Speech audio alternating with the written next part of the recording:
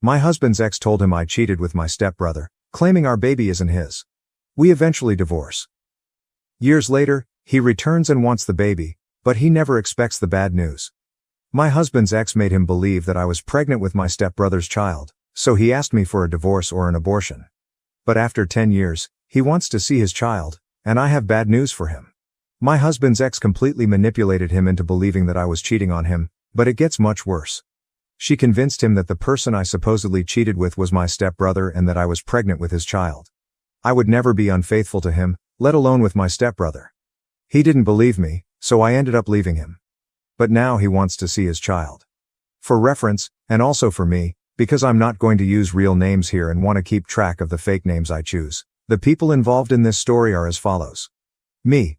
35 years old Grant, 38, my current husband Sebastian, my stepbrother Ezra, my ex-husband Cassie, in her 30s, I don't know her exact age, Ezra's ex-wife before we met. I'll try to keep this as clear as possible, but this is a mix of seeking advice with anxiety and venting anger that I don't want to take out on anyone else. So even if you're just here to read about the horrible lives of strangers and aren't going to leave any advice, feel free to read. I hope I can do justice to summarizing one of the worst times of my life. Before I get too sidetracked with background information, here's a summary of the current situation. I just found out that my ex-husband has been asking about me after almost a decade of silence because he wants to see me and my child. It might not seem like a big deal when written in one sentence, but I hope as you continue reading, you'll understand why this news has caused such an emotional upheaval. When I was 24 years old, my best friend and I moved across the country to a new city and a new state to start our adult lives. 6 months later, she was offered her dream job in our hometown, and of course I encouraged her to take it. Unfortunately, that meant I was left alone in a new city and a new state. 2 weeks after she left, I met Ezra. I was alone without friends and stressed from my new job. He had just broken up with his high school girlfriend, and all of that combined to form a very intense relationship. A few weeks after meeting, he was practically living in my apartment, and I was convinced he was the love of my life. He was in his last semester of college after changing majors several times and was ready to start working at his father's engineering company half an hour away from the city. Maybe I was starting to see a future in that city. Now, looking back, the cracks were evident from the beginning. Hindsight is much clearer than foresight.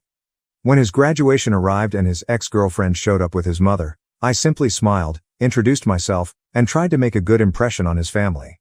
Cassie was practically a family friend, which was expected considering how long they had been together before the breakup, but she was basically the classic girl next door. Their mothers were best friends, so they grew up together, and I was told that the day they started dating was the best day of Ezra's mother's life. Still, I was young, naive, and in love, so I put up with it. I sat next to her and did everything I could to get along with his mother. She never fully accepted me, but I never stopped trying. Cassie became a constant presence in my life from that moment on. Ezra told me it was hard for him to cut contact with her because their families were so close, so I tried to understand.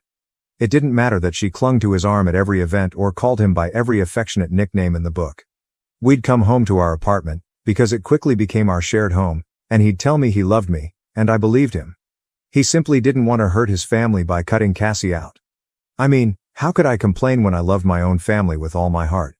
I would do anything for them, so I could understand that he wanted to protect his mother's feelings. 8 months into our relationship, he proposed to me. I now know he did it the same day he found out that Cassie had a new boyfriend. At the time, though, I was blinded by love and happily accepted, even though there was no ring.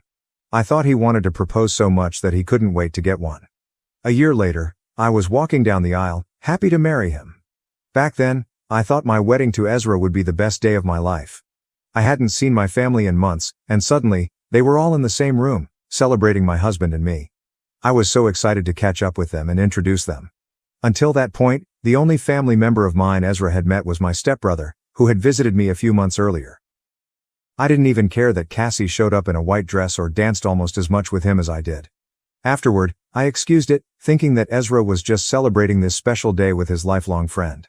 After all, I had danced with my best friend and my stepbrother, the two people closest to me besides Ezra.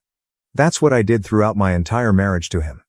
I ignored the warning signs and justified his actions, especially when it came to Cassie. But that should have been a huge red flag. For 2 years, I made excuses every time Ezra prioritized his ex-girlfriend, whom he privately called obsessive and crazy among other insults when no one else could hear. I ignored every time his mother compared me to Cassie. I turned the other cheek every time Cassie made a snide remark disguised as a joke or helpful advice. At the end of the day, Ezra was all I had, right? All the friendships I had made in that city were related to him or us as a couple, and every family connection I had was through him. My family lived in another state, hours away, and Ezra was never willing to make that trip. He was all I had. Then I got pregnant. To clarify, there was no abuse or anything like that. In a way, that would have been easier to explain to my family and friends. What finally made me open my eyes and realize how much Cassie influenced his life was the fact that he truly believed I was pregnant with my stepbrother's child. Take a moment to process how absurd that is. Ezra genuinely thought the baby I was carrying wasn't his but that I had cheated on him with Sebastian, my stepbrother. Since I lived in another city far from home, and our relationship before marriage hadn't been that long, Sebastian and Ezra had only met once before the wedding, when Sebastian visited me early in the relationship. The second time they met was at our wedding. A year and a half after we got married, I flew back to my hometown to celebrate my mother's 60th birthday. Ezra didn't want to join me on that trip. A month later, I found out I was pregnant. I thought Ezra would be happy.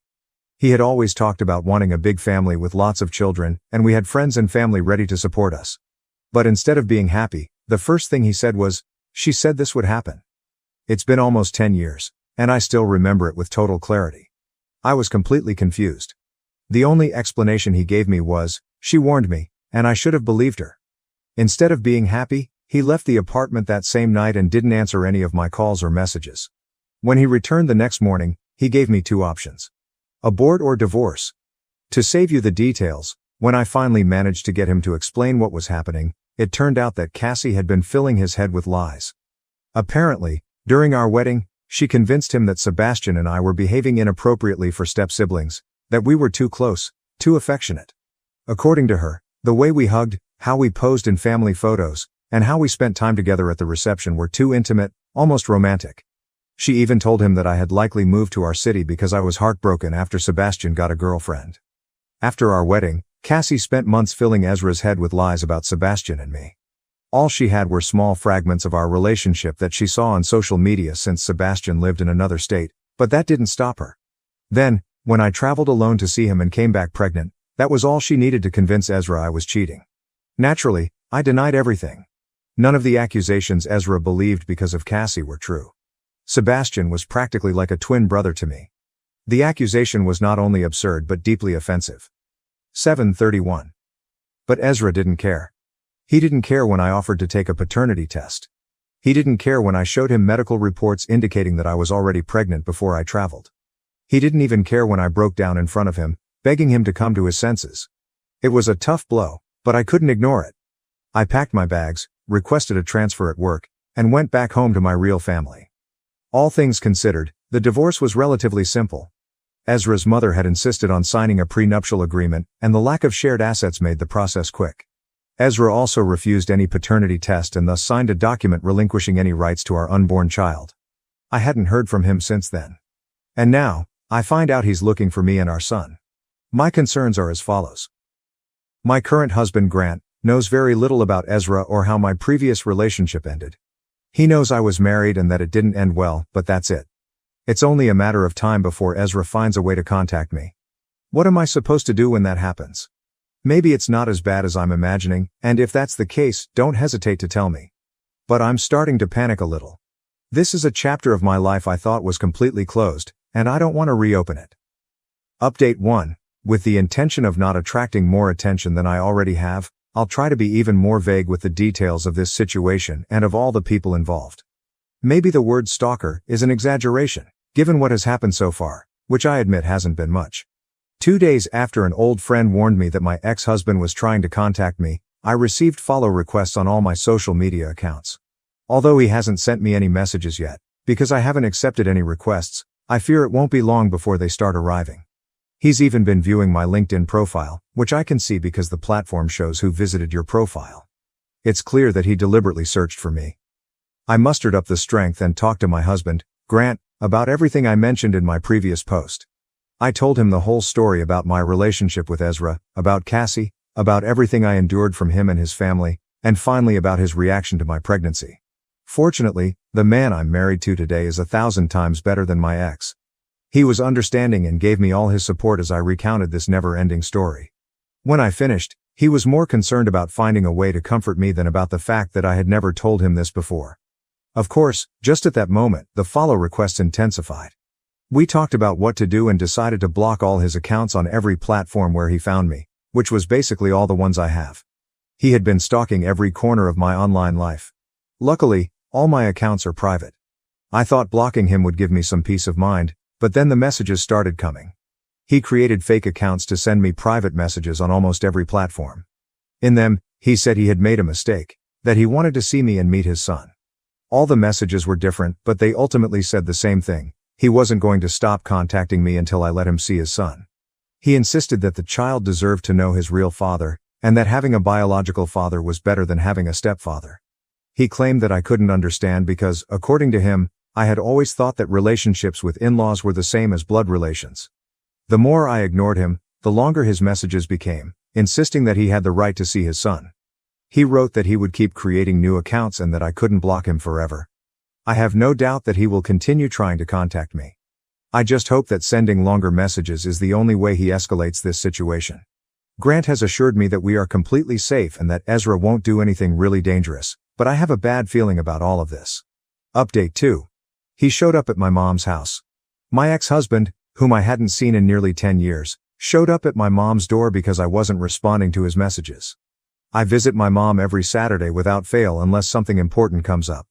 I always take my son with me, but since Friday night, he had slept over at a friend's house. This time, I went alone. In the morning, I didn't notice the car parked across the street or the man sitting in the driver's seat, at least not until I parked in the driveway and got out of the car. That's when he also got out of his car and walked toward me. Understandably, I was shocked and afraid when I saw a man standing next to me, but when I recognized him, the fear didn't go away. He was outside my mom's house, a place he never visited during our marriage, a place he never bothered to go. His response? "What are you doing here?" It was the same as in his messages. He wanted to see his son. He had tracked me across the country, apparently finding the address through shipping records when I moved, just because he wanted to see his son, the same child he once believed wasn't his. I don't know if I was stupid or brave, but in that moment, fear left me, and I was overcome with rage. I didn't care that he had found my mother's address. I didn't care that we were in the middle of a neighborhood known for its nosy neighbors. And I didn't care that I was alone with him for the first time since our marriage ended. I yelled at him with everything I had inside me, throwing every single thing he had done during our relationship in his face. His only defense was that Cassie had manipulated him. He told me he was hurt and vulnerable and believed his lifelong friend. Apparently, this all started when Cassie almost got married a few months ago and finally confessed to him that she had been lying the entire time. The moment Ezra found out I had been pregnant with his child, he started looking for me. Thankfully, none of our mutual friends gave him my number, so he resorted to finding me online.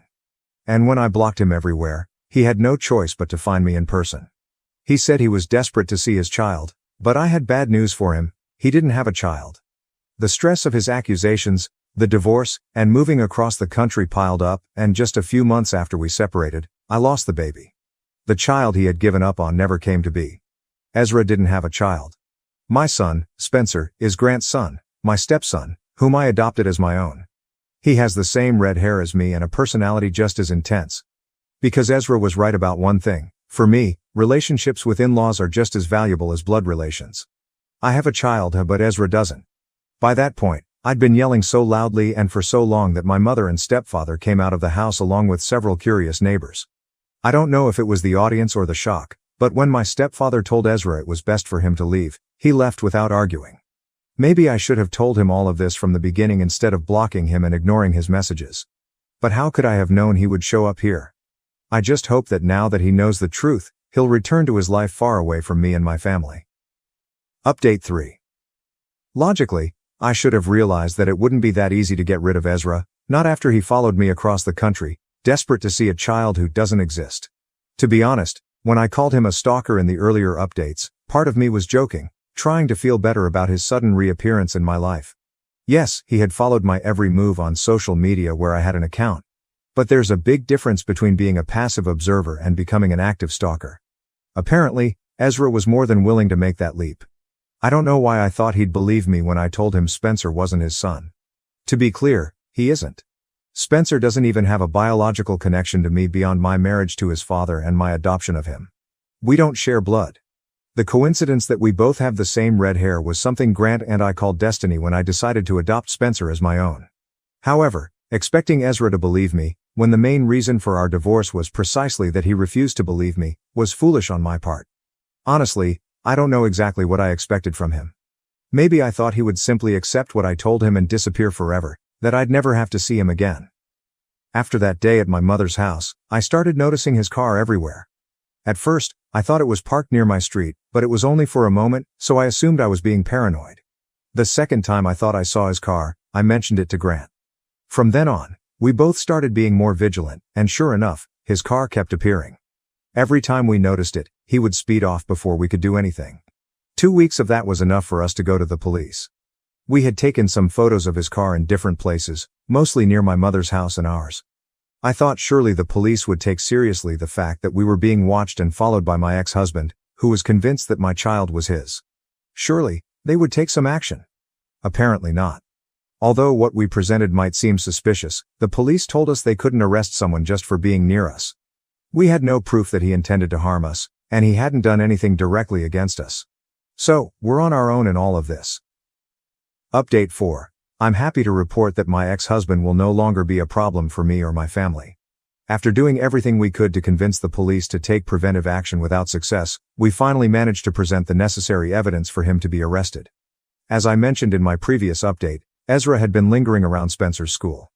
The conclusion was clear: he wanted to take the child he believed was his, no matter what I wanted. Obviously, neither Grant nor I were going to let that happen. Fortunately, our neighbor, who was a teacher at Spencer's school, shared our concern. It was thanks to her that we managed to stay ahead of things. We knew that eventually, Ezra was going to try something. We just had to wait. In the meantime, we informed the school staff about what was happening. We made it clear to everyone in the office that Spencer wasn't to leave the school with anyone except our neighbor, Grant or me. 1653. And a few days later, it happened. In the middle of the day, Ezra walked into the school office saying he was there to pick up Spencer on my behalf because there had been an emergency with his grandmother. He even mentioned my mother's name, probably thinking that would make him more believable. When the staff told him they would have to call me before releasing Spencer to him, he insisted that I was busy with the emergency and couldn't be disturbed. When he couldn't convince them, he pretended he would call me himself and left the building with that excuse. Of course, he never called. Instead, he sat in his car outside the school, waiting.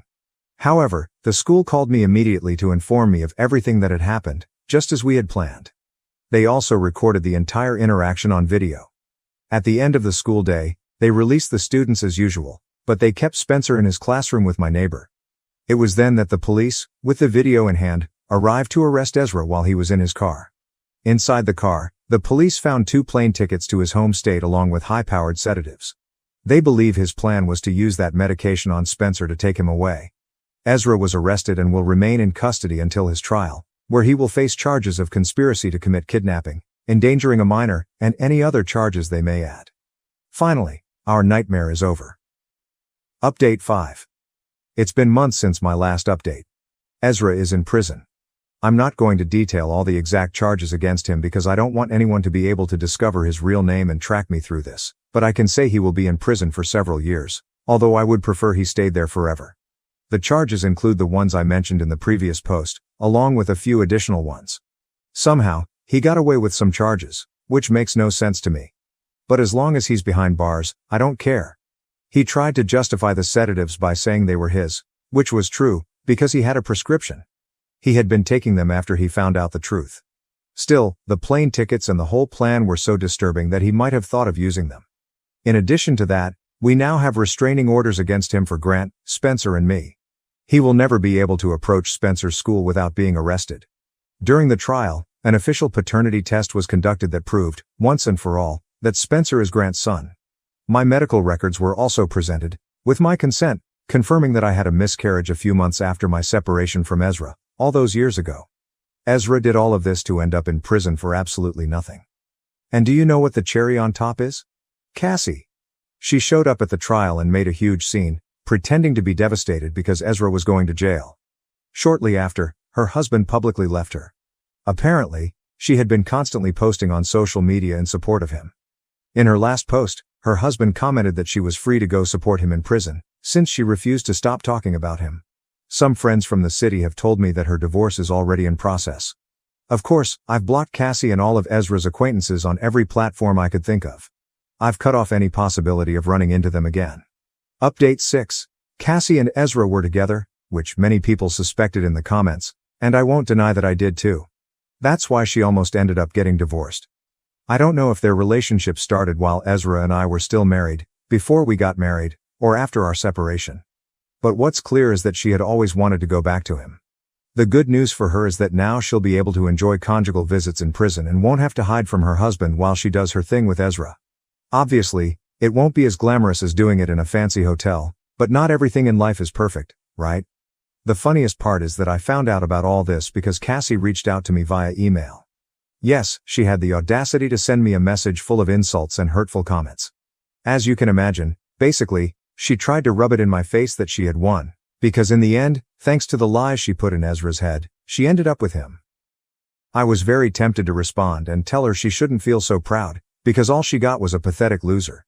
But the truth is, I wanted to be the more mature person in this situation. That's a lie.